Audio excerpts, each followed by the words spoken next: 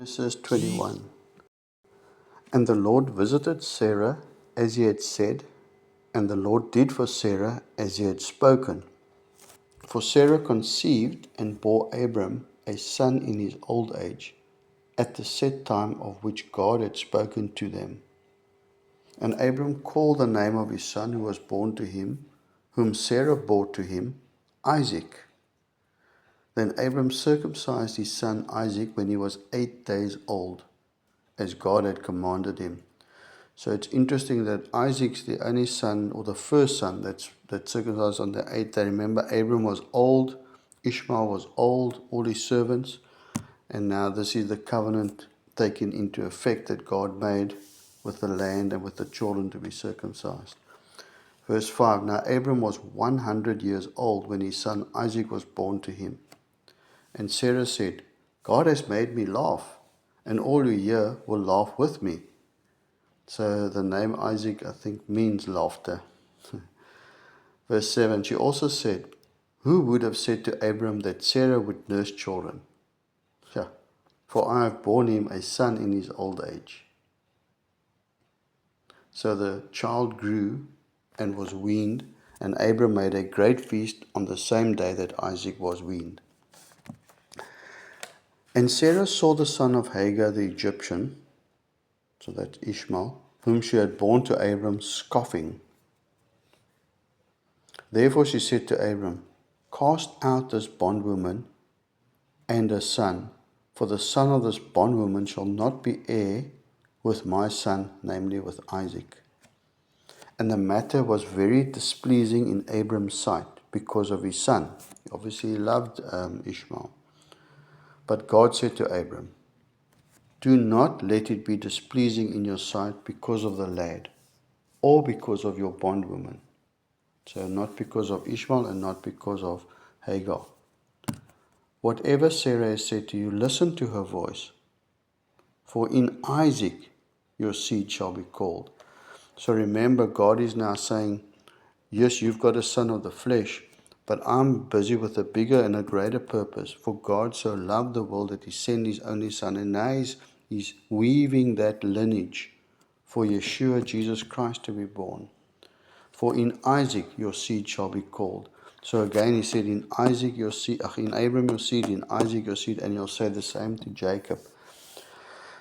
Yet I will also make a nation of the son of the bondwoman, that's Ishmael, because he is your seed. He's obviously your natural seed.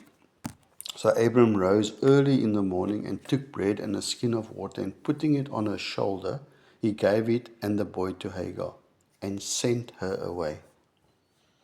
Then she departed and wandered in the wilderness of Beersheba. And the water in the skin was used up, and she placed the boy under one of the shrubs. Then she went and sat down across from him at a distance of about a bow shot. So just think, if you shoot a bow and arrow, how far that arrow flies. For she said to herself, Let me not see the death of the boy. So she sat opposite him and lifted her voice and wept. And God heard the voice of the lad, so the baby was also crying.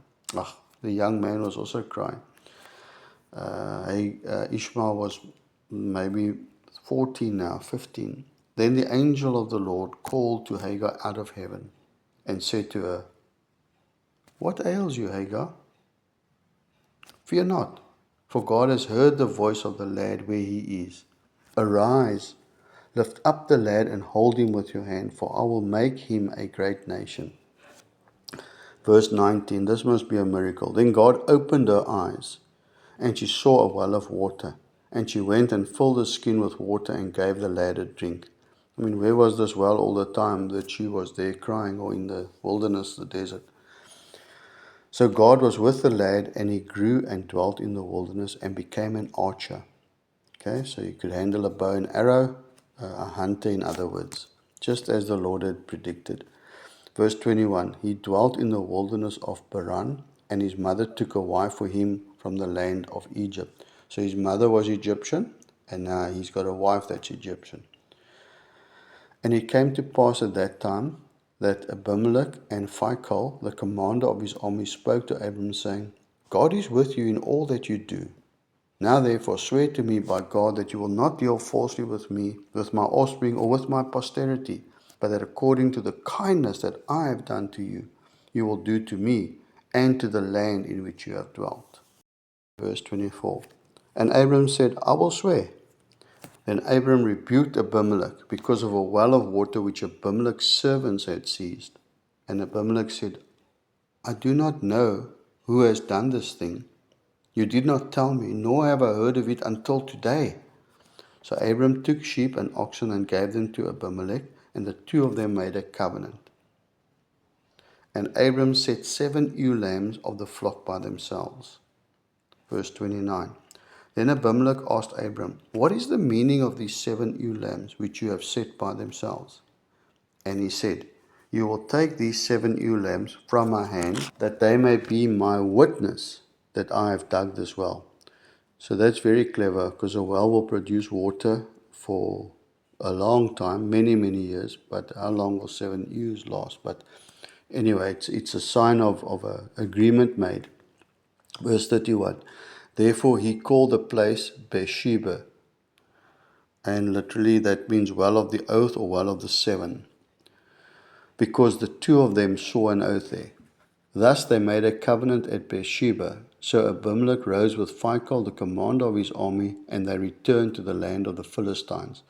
So remember, this is Abram dwelling in the land which God's going to give to his descendants, his ancestors, his children, grandchildren, great-grandchildren.